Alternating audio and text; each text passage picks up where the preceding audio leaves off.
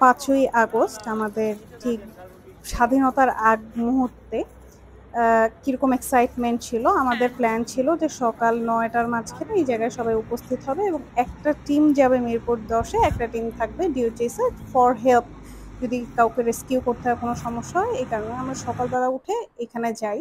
তারপর আপনারা যেটা দেখছিলেন একদম অল্প মানুষ ছিল, আমাদের তো খুবই মন খারাপ। এরপরে উত্তরা থেকে খবর নিচ্ছিলাম যখন, সেখান থেকেও কাউকে বের হতে দিচ্ছে না।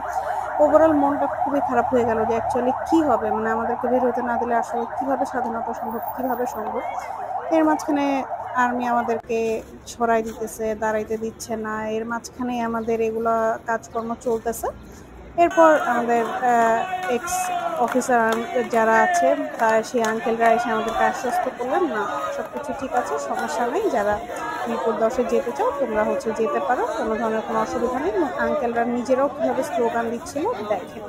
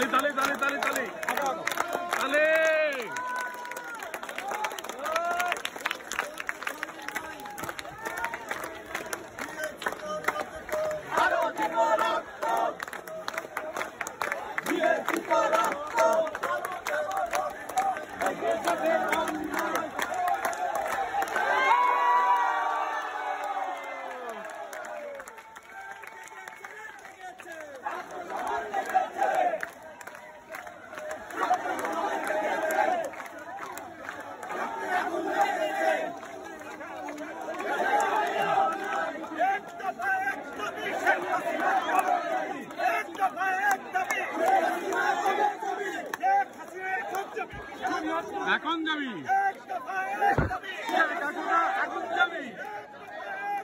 শেখ হাসিনা, এখন যাবি।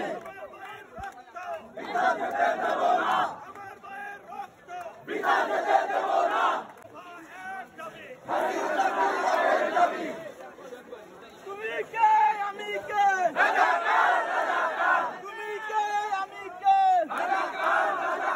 কে বলেছে, কে বলেছে, দফা এক দাবি এক, দফা এক দাবি এক, আমার এক দাবি, দফা এক দাবি এক,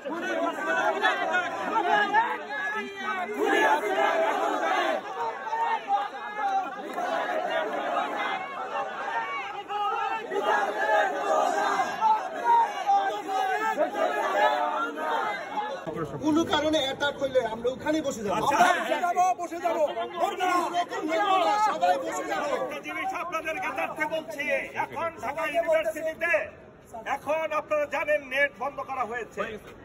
নেট যখন বন্ধ করা হবে তখনই ধরে নিতে হবে এই ইন্ডিয়ার দালালরা কি করতে যাচ্ছে।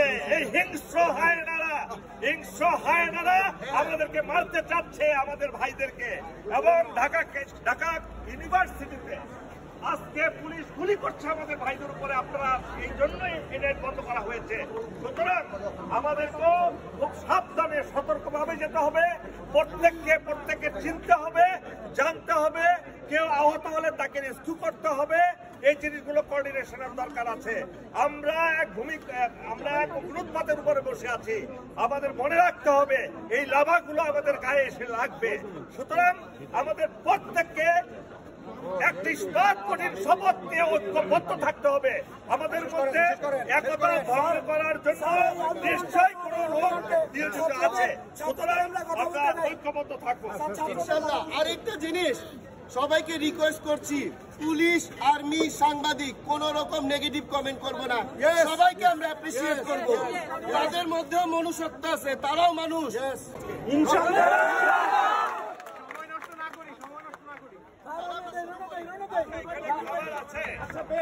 খাবার জন্য এখানে ড্রাই ফুড আছে, পানি আছে।